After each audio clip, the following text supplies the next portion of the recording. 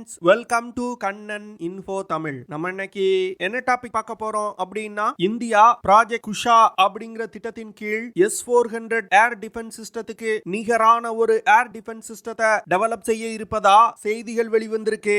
ஏற்கனவே இந்திய படையில் S-400 ஏர் டிஃபென்ஸ் சிஸ்டங்கள் பயன்பாட்டில் இருக்கும் பொழுது எதற்காக இந்தியா S-400 ஏர் டிஃபென்ஸ் சிஸ்டங்களுக்கு நிகரான ஒரு ஏர் டிஃபென்ஸ் சிஸ்டத்தை டெவலப் செய்றாங்க. இந்தியா டெவலப் செய்ய உள்ள ஏர் டிஃபென்ஸ் சிஸ்டத்தினால எவ்வளவு தூரத்துல உள்ள இலக்குகளை தாக்க முடியும், புதிய ஏர் டிஃபென்ஸ் சிஸ்டத்தோட சிறப்பு அம்சங்கள் மற்றும் செயல்திறன் என்ன அப்படிங்கிறது குறித்து பார்க்கலாம். அடுத்த அப்டேட், பாரத் டைனமிக்ஸ் லிமிடெட் நிறுவனம் இந்திய விமானப்படைக்கு அஸ்த்ரா MK1 மிசைல்களை சப்ளை செய்ய இருப்பதா செய்திகள் வெளிவந்திருக்கு. அஸ்த்ரா MK1 மிசைல இந்திய விமானப்படை எதற்காக பயன்படுத்த போறாங்க, இந்த மிசைல்களோட செயல்திறன் மற்றும் சிறப்பு அம்சங்கள் என்ன, இந்த மிசைல்களை பயன்படுத்தி என்ன மாதிரியான ஆபரேஷன்களை கேரி அவுட் செய்ய முடியும் அப்படிங்கிறது குறித்து பார்க்கலாம். அடுத்த அப்டேட், இந்திய விமானப்படையின் air chief marshal VR Chaudhari அவர்கள் சமீபத்தில் ஒரு பேட்டி கொடுத்திருந்தாரு. அந்த பேட்டியில 3 லட்சம் கோடி ரூபாய் செலவுல இந்திய விமானப்படையை நவீனப்படுத்த போவதா அவர் சொல்லியிருந்தாரு. இந்திய விமானப்படைய எந்த விதத்துல நவீனப்படுத்த போறாங்க, இந்த 3 லட்சம் கோடி ரூபாய இந்திய விமானப்படை என்னென்ன விஷயங்கள்ல செலவு பண்ண போறாங்க அப்படிங்கிறது குறித்து நம்ம டீடைலா இந்த வீடியோல பார்க்கலாம். நம்ம சேனல்ல டிஃபென்ஸ் மற்றும் ஜியோபாலிட்டிக்ஸ் சம்பந்தமா தினம் ஒரு வீடியோ பப்ளிஷ் பண்ணிட்டு இருக்கோம். உங்களுக்கு நம்ம சேனல்ல பப்ளிஷ் பண்ணக்கூடிய வீடியோஸ் பிடிச்சிருந்துச்சுன்னா சேனலை சப்ஸ்கிரைப் பண்ணி சப்போர்ட் பண்ணுங்க. நீங்க பண்ற ஒவ்வொரு சப்ஸ்கிரிப்ஷனும் எனக்கு அடுத்தடுத்த வீடியோஸ் போடுறதுக்கு ஒரு மோட்டிவேஷனா இருக்கும். சில வருடங்களுக்கு முன்பு இந்திய விமானப்படை ரஷ்யாவிடம் இருந்து 5 ஸ்குவாட்ரான் S-400 ஏர் டிஃபென்ஸ் சிஸ்டங்களை வாங்குவதற்கு ஒரு மிகப்பெரிய ஒப்பந்தத்துல கையெழுத்திட்டு இருந்தாங்க. இந்த ஒப்பந்தத்தின்படி Russia 3 squadron S-400 air defence சிஸ்டத்தை இந்தியாவுக்கு சப்ளை செஞ்சிட்டாங்க. ரஷ்யா சப்ளை செய்த 3 ஸ்குவாட்ரான் S-400 ஏர் டிஃபென்ஸ் சிஸ்டத்துல முதல் ஸ்குவாட்ரனை பஞ்சாப் மாநிலத்துல இந்தியா டிப்ளாய் செஞ்சிருக்காங்க. அதாவது இந்த ஏர் டிஃபென்ஸ் சிஸ்டத்தை பயன்படுத்தி பாகிஸ்தான் மற்றும் சீனாவில் இருந்து வரக்கூடிய வான் அச்சுறுத்தல்களை ஒரே நேரத்தில் சமாளிக்க முடியும். அடுத்து 2வது மற்றும் 3வது ஸ்குவாட்ரான் S-400 ஏர் டிஃபென்ஸ் சிஸ்டத்தை லைன் ஆஃப் ஆக்சுவல் கண்ட்ரோல் பகுதியில இந்தியா டிப்ளாய் செஞ்சிருக்காங்க. குறிப்பா இந்தியாவுக்கு பிரச்சனை தரக்கூடிய சிலிகுரி காரிடோர் பகுதிக்கு அருகில் இந்த S-400 ஏர் டிஃபென்ஸ் சிஸ்டங்கள் நிலைநிறுத்தப்பட்டிருக்கு. இந்த சூழ்நிலையில தற்போது நடந்து வரும் உக்ரைன் ரஷ்யா போர் ரஷ்யா இந்தியாவுக்கு சப்ளை செய்ய வேண்டிய S-400 ஏர் டிஃபென்ஸ் சிஸ்டத்தோட டெலிவரிய பெருமளவுல பாதிச்சிருக்கு. இதனால இந்தியாவுக்கு S-400 ஏர் டிஃபென்ஸ் சிஸ்டங்களை ரஷ்யாவால குறித்த நேரத்துல சப்ளை செய்ய முடியல. இது தொடர்பா air chief marshal VR Chaudhari அவர்கள் சமீபத்தில் ஒரு பேட்டி கொடுத்திருந்தாரு. இந்த பேட்டியில ரஷ்யாவால இந்த வருடம் 2 ஸ்குவாட்ரான் S-400 ஏர் டிஃபென்ஸ் சிஸ்டங்களை உக்ரைன் ரஷ்யா போர் காரணமா சப்ளை செய்ய முடியல. மீதமுள்ள 2 ஸ்குவாட்ரான்களை அடுத்த வருடம் ரஷ்யா சப்ளை செய்து முடிப்பாங்க அப்படின்னு சொன்னாரு. இதனை தொடர்ந்து மேலும் அவர் பேசும்போது என்ன சொன்னாருன்னா, இந்தியா S-400 ஏர் டிஃபென்ஸ் சிஸ்டங்களுக்கு நிகரான ஒரு ஏர் டிஃபென்ஸ் சிஸ்டத்தை ப்ராஜெக்ட் குஷான் அப்படிங்கிற திட்டத்தின் கீழ் டெவலப் செய்ய இருப்பதா அவர் சொல்லியிருந்தாரு.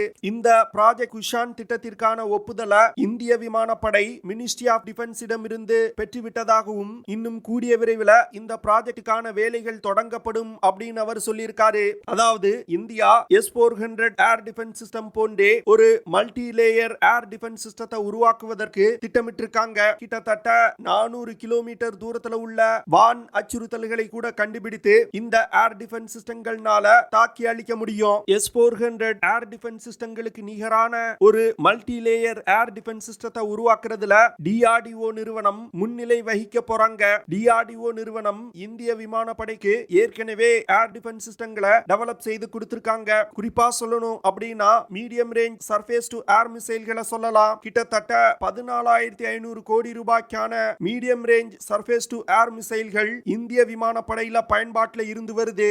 MSAM மிசைல்கள்னால குறைந்தபட்சமா 0.5 கிலோமீட்டர்ல இருந்து அதிகபட்சமா 70 கிலோமீட்டர் தூரத்துல உள்ள வான் அச்சுறுத்தல்களை தாக்கி அளிக்க முடியும். குறிப்பா இந்த ஏர் டிஃபென்ஸ் சிஸ்டங்களை இந்திய கடற்படையின் போர் கப்பல்கள்ல பயன்படுத்துவதற்கு இந்தியா டெவலப் செஞ்சிருக்காங்க. இந்தியாவால ப்ராஜெக்ட் குஷான் திட்டத்தின் கீழ் உருவாக்கப்படும் ஏர் டிஃபென்ஸ் சிஸ்டம் ஏற்கனவே இந்தியா தயாரித்த MSAM மற்றும் AD-1 அப்படின்னு சொல்லக்கூடிய ஆன்டி பாலஸ்டிக் இன்டர்செப்டார் மிசைல பேஸா வச்சு டெவலப் செய்ய போறாங்க. இந்த மிசைல் டிஃபென்ஸ் சிஸ்டம் திட்டங்கள்ல பயன்படுத்தப்பட்ட பெரும்பாலான தொழில்நுட்பங்கள் குஷான் திட்டத்தின் கீழ் டெவலப் செய்யப்படும் ஏர் டிஃபென்ஸ் சிஸ்டத்துல பயன்படுத்தப்பட உள்ளது. இந்திய விமானப்படை தன்னுடைய லாங் ரேஞ்ச் ஏர் டிஃபென்ஸ் கேப்பபிலிட்டியை அதிகப்படுத்துவதற்கு சமீப காலமா அதிக முயற்சி செய்து வந்துகிட்டு இருக்காங்க. அதற்காக வாங்கப்பட்டதுதான் ரஷ்யாவின் S-400 ஏர் டிஃபென்ஸ் சிஸ்டம். ஆனா என்னைக்கு இந்தியா உள்நாட்டு ஆயுதங்களுக்கு முக்கியத்துவம் கொடுக்க ஆரம்பிச்சாங்களோ அன்றிலிருந்து S-400 ஏர் டிஃபென்ஸ் சிஸ்டத்துக்கு நிகரான ஒரு ஏர் டிஃபென்ஸ் சிஸ்டத்தை இந்தியாவிலே தயாரிக்கணும் அப்படின்னு முடிவு செஞ்சுட்டாங்க. இந்த குஷான் திட்டத்தின் கீழ் டெவலப் செய்யப்படும் ஏர் டிஃபென்ஸ் சிஸ்டத்துல 2 முக்கியமான இன்டர்செப்டார் மிசைல்களை பயன்படுத்த போறாங்க. அதாவது ER-SAM அப்படின்னு சொல்லக்கூடிய extended range surface to air missile அப்படின்னு ஒரு இன்டர்செப்டார் மிசைலை பயன்படுத்த போறாங்க. இந்த இன்டர்செப்டார் மிசைல்னால அதிகபட்சமா 150 கிலோமீட்டர் தூரத்துல உள்ள இலக்குகளை மிக துல்லியமா தாக்க முடியும். இந்த ER-SAM மிசைல்கள்னால எக்ஸ்டெண்டட் ரேஞ்சில் இருக்கக்கூடிய ஏரியல் த்ரெட்ஸை கூட தாக்கி அழிக்க முடியும். இந்த ER-SAM மிசைல்கள் இந்தியா உள்நாட்டுல தயாரிக்க உள்ள S-400 ஏர் டிஃபென்ஸ் சிஸ்டத்துல மீடியம் ரேஞ்சில் உள்ள ஏரியல் டார்கெட்டுகளை தாக்குவதற்கு மிகவும் உறுதுணையா இருக்கும். அடுத்து XR-SAM அப்படிங்கிற extra long range surface to air missile அப்படிங்கிற இன்னொரு இன்டர்செப்டார் மிசைல இந்தியா டெவலப் செய்ய போறாங்க. இந்த இன்டர்செப்டார் மிசைல்னால ஒரு ஃபைட்டர் ஜெட் சைஸ் உள்ள டார்கெட்டை 250 கிலோமீட்டர் தூரத்துல இருக்கும் பொழுதே தாக்கி அழிக்க முடியும். அதுவே அவாக்ஸ் போன்ற பெரிய விமானங்களை 350 முதல் 400 கிலோமீட்டர் தூரத்துல இருக்கும் பொழுதே தாக்கி அழிக்க முடியும். இந்த extended range surface to air மிசைல பிரத்யேகமா ஃபைட்டர் ஜெட் விமானங்கள், அவாக்ஸ் விமானம் போன்ற பல்வேறு விதமான டார்கெட்டுகளை 250 முதல் 400 கிலோமீட்டர் தூரத்துல இருக்கும் பொழுது தாக்கி அழிக்க முடியும். இந்த 2 மிசைல்கள் தவிர SR-SAM அப்படின்னு சொல்லக்கூடிய short range surface to air மிசைல்களை ஏற்கனவே இந்தியா டெவலப் செஞ்சிட்டாங்க. இந்த மிசைல்கள்னால அதிகபட்சமா 55 கிலோமீட்டர் தூரத்துல உள்ள டார்கெட்டுகளை மிக துல்லியமா தாக்க முடியும். இந்த SR-SAM மிசைல்னால மாக் 4.5 அப்படிங்கிற வேகத்துல பறந்து சென்று இலக்குகளை தாக்க முடியும். ER-SAM மற்றும் XR-SAM மிசைல் தவிர இந்த SR-SAM மிசைல்களையும் ப்ராஜெக்ட் குஷான் திட்டத்தின் கீழ் உருவாக்கப்படும் ஏர் டிஃபென்ஸ் சிஸ்டத்துல இணைப்பதற்கு இந்தியா திட்டமிட்டிருக்காங்க. இந்த குஷான் திட்டத்தின் கீழ் இந்தியா ஒரு லாங் ரேஞ்ச் ஏர் டிஃபென்ஸ் சிஸ்டத்தை வெற்றிகரமா டெவலப் செஞ்சாங்கன்னா, லாங் ரேஞ்ச் ஏர் டிஃபென்ஸ் சிஸ்டத்தை வெற்றிகரமா டெவலப் செய்த வெகு சில நாடுகள் அடங்கிய பட்டியல்ல இந்தியாவும் இடம்பெறுவாங்க. அது மட்டும் இல்லாம ஏர் டிஃபென்ஸ் சிஸ்டங்களுக்காக வெளிநாடுகளை நம்பி இருக்கும் நிலை இனி இந்தியாவுக்கு இருக்காது. ஒரு யுத்த நேரத்துல இது போன்ற ஒரு கேப்பபிலிட்டி இந்தியாவுக்கு மிகப்பெரிய அளவுல கை கொடுக்கும். ஏன்னா என்னதான் இந்தியா ரஷ்யாவிடம் இருந்து S-400 ஏர் டிஃபென்ஸ் சிஸ்டத்தை வாங்கி பயன்படுத்தினாலும் சீனாவிடமும் ரஷ்யாவின் S-400 ஏர் டிஃபென்ஸ் சிஸ்டம் இருக்கு. அதனால சீனாவிற்கு S-400 ஏர் டிஃபென்ஸ் சிஸ்டத்தோட சில முக்கியமான விஷயங்கள் தெரிந்திருப்பதற்கு வாய்ப்பு இருக்கு. அதனால S-400 ஏர் டிஃபென்ஸ் சிஸ்டத்துக்கு நிகரான ஒரு உள்நாட்டு ஏர் டிஃபென்ஸ் சிஸ்டத்தை இந்தியா டெவலப் செஞ்சாங்கன்னா சீனாவுக்கு ஒரு மிகப்பெரிய அச்சுறுத்தலா இருக்கும். இந்தியா உருவாக்க உள்ள இந்த புதிய ஏர் டிஃபென்ஸ் சிஸ்டத்தை தற்போது இந்திய படையில் பயன்பாட்டில் உள்ள ஏர் டிஃபென்ஸ் சிஸ்டங்களோடு இணைத்து பயன்படுத்துவதற்கு இந்தியா திட்டமிட்டிருக்காங்க. இதனால இந்தியாவுடைய ஏர் டிஃபென்ஸ் கேப்பபிலிட்டியில ஒரு மிகப்பெரிய முன்னேற்றம் ஏற்படும் அப்படின்னு டிஃபென்ஸ் எக்ஸ்பர்ட் சொல்றாங்க. அடுத்த அப்டேட், இந்திய விமானப்படை போன வருடம் டிசம்பர் மாசத்துல பாரத் டைனமிக்ஸ் லிமிடெட் நிறுவனத்திற்கு 2971 கோடி ரூபாய்க்கான ஒரு மிகப்பெரிய ஆர்டரை கொடுத்திருந்தாங்க. இந்த ஆர்டரின் கீழ் அஸ்த்ரா MK1 மிசைல்களை இந்திய விமானப்படைக்கு சப்ளை செய்யணும். பாரத் டைனமிக்ஸ் லிமிடெட் நிறுவனம் இந்த ஆர்டரோட முதல் பேட்ச் அஸ்த்ரா MK1 மிசைல்களை இன்னும் கூடிய விரைவில் சப்ளை செய்ய இருக்காங்க. ஏற்கனவே பாரத் டைனமிக்ஸ் லிமிடெட் நிறுவனம் அஸ்த்ரா MK1 மிசைல்களோட மாஸ் ப்ரொடக்ஷனை தொடங்கிட்டாங்க. அது மட்டும் இல்லாம இந்த மிசைல உருவாக்குறதுக்கான அனைத்து விதமான சர்டிபிகேட்ஸையும் வாங்கிட்டாங்க.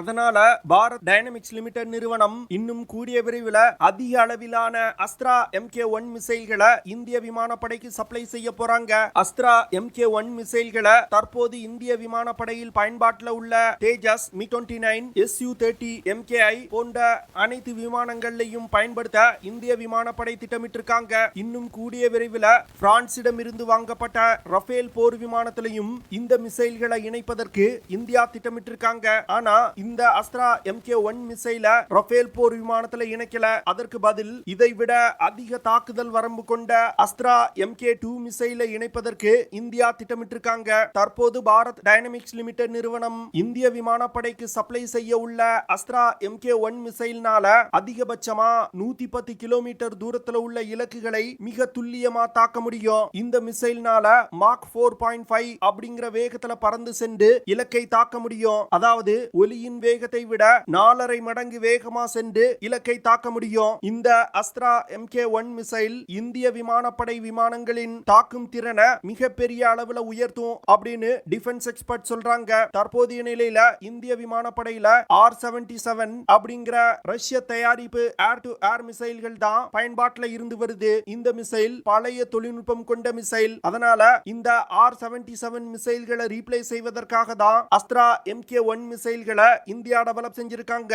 இந்த மிசைல்னால அதிகபட்சமா 66,000 அடி உயரத்துல இருக்கக்கூடிய ஏரியல் டார்கெட்டுகளை மிக துல்லியமா தாக்க முடியும். இந்த மிசைல்களை பயன்படுத்தி ஃபைட்டர் ஜெட் விமானம், ட்ரோன் போன்ற பல்வேறு விதமான ஏரியல் டார்கெட்டுகளை தாக்கி அழிக்க முடியும். Astra MK1 missile solid propellant rocket மோட்டாரால் இயக்கப்பட்டு வருது. இந்த அஸ்த்ரா மிசைல்களை ஐரோப்பாவின் MBDA நிறுவனத்தால் தயாரிக்கப்படும் மிட்டியார் மிசைல்களுக்கு போட்டியா டெவலப் செய்து வந்துகிட்டு இருக்காங்க. மிட்டியார் மிசைல்களோட விலையை கம்பேர் செய்யும் பொழுது 1/3 பங்கு தான் இந்த அஸ்த்ரா MK1 மிசைலோட விலை. அஸ்த்ரா மிசைலோட விலை 7 இருந்து 8 கோடி ரூபாய் தான். இதன் காரணமாகவும் தான் அஸ்த்ரா MK1 மிசைல இந்தியா டெவலப் செஞ்சிருக்காங்க. அஸ்த்ரா MK1 மிசைல் இந்திய விமானப்படையோட தாக்கும் திறனை மிகப்பெரிய அளவுல உயர்த்தும். அது மட்டும் இல்லாம இந்தியன் ஏர் ஸ்பேஸ பாதுகாப்பதற்கு இந்த மிசைல்கள் பெருமளவுல உதவி செய்யும். அடுத்த அப்டேட், சமீபத்தில் பேட்டியளித்த air chief marshal VR Chaudhari அவர்கள்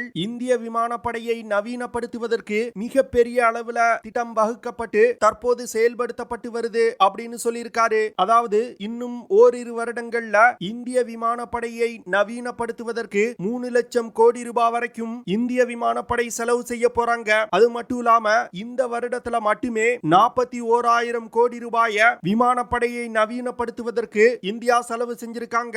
குறிப்பா சீன எல்லையில இந்திய விமானப்படை தன்னுடைய சர்வேலன்ஸ் கேப்பபிலிட்டி மற்றும் ரடார் சிஸ்டங்களை பெருமளவுல மாடர்னைஸ் செய்ய இருப்பதா அவர் சொல்லியிருக்காரு. இந்தியாவிலே உருவாக்கப்பட்ட மவுண்டைன் ரடார் சிஸ்டங்களை சீன எல்லையில நிலைநிறுத்த போறாங்க. இதன் மூலமா சீனா தன்னுடைய பகுதிக்குள் தன்னுடைய ஆயுதங்களை எந்த இடத்துல நிலைநிறுத்தி இருக்காங்க அப்படிங்கிற பல விஷயங்களை இந்தியாவால கண்டுபிடிக்க முடியும். எதிரிகளின் மிசைல் தாக்குதலில் இருந்து விமான தளங்களை பாதுகாப்பதற்கு அதிநவீன long range surface to air மிசைல்களை இந்தியா இணைக்க போறாங்க. அது மட்டும் இல்லாம புதிய ஃபைட்டர் ஜெட் விமானங்களையும் பெருமளவுல இந்திய படையில் இணைக்க இருப்பதா அவர் சொல்லியிருக்காரு. குறிப்பா சொல்லணும் அப்படின்னா தற்போது இந்தியா ஆர்டர் செஞ்சிருக்க புதிய தேஜஸ் MK1A விமானங்கள் கூட இந்த திட்டத்தின் கீழ் தான் விமானப்படையில் இணைக்கப்பட்டு வருது. அடுத்து ஏற்கனவே இந்திய விமானப்படையில் பயன்பாட்டில் உள்ள விமானங்களோட செயல்திறனை அதிகரிப்பதற்கு அந்த விமானங்களை அப்கிரேட் செய்ய போறாங்க.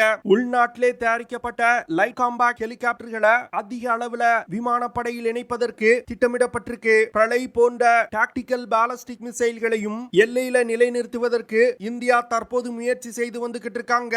இந்திய விமானிகளுக்கு பயிற்சி கொடுப்பதற்கும் அதிக அளவுல ட்ரெய்னர் விமானங்களை வாங்குவதற்கும் விமானப்படை முயற்சி செய்து வந்துகிட்டு இருக்காங்க. குறுகிய தூரத்தில் உள்ள ஏரியல் டார்கெட்டுகளான ஹெலிகாப்டர்ஸ் மற்றும் ட்ரோன்களை தாக்குவதற்கு க்ளோஸ் இன் வெப்பன் சிஸ்டங்களை இந்திய விமானப்படை வாங்க போறாங்க. இது போன்ற பல்வேறு சிஸ்டங்களை விமானப்படையில் இணைப்பதற்கு இந்தியா முயற்சி செய்து வந்துகிட்டு இருக்காங்க. இன்னும் ஓரிரு வருடங்கள்ல இந்திய விமானப்படையின் செயல்திறன்ல மிகப்பெரிய முன்னேற்றம் ஏற்பட்டிருக்கும் அப்படின்னு டிஃபென்ஸ் எக்ஸ்பர்ட் சொல்றாங்க. ஓகே ஃப்ரெண்ட்ஸ், நம்ம வீடியோவோட நிறைவு பகுதிக்கு வந்துட்டோம். இதெல்லாம் தான் நான் உங்ககிட்ட ஷேர் பண்ணணும் அப்படின்னு நினைச்ச விஷயங்கள். ஐ ஹோப் நான் ஷேர் பண்ண விஷயங்கள் உங்களுக்கு பிடிச்சிருக்கும்னு நினைக்கிறேன். அப்படி பிடிச்சிருந்துச்சுன்னா ஷேர் பண்ணுங்க, லைக் பண்ணுங்க, கமெண்ட் பண்ணுங்க. மறக்காம நம்ம சேனலுக்கு சப்ஸ்கிரைப் பண்ணுங்க. அப்படியே அந்த பெல் நோட்டிபிகேஷனை கிளிக் பண்ணி ஆல்ங்கிற ஆப்ஷனை எனேபிள் பண்ணிக்கங்க. See you in the next video. Jai Hind.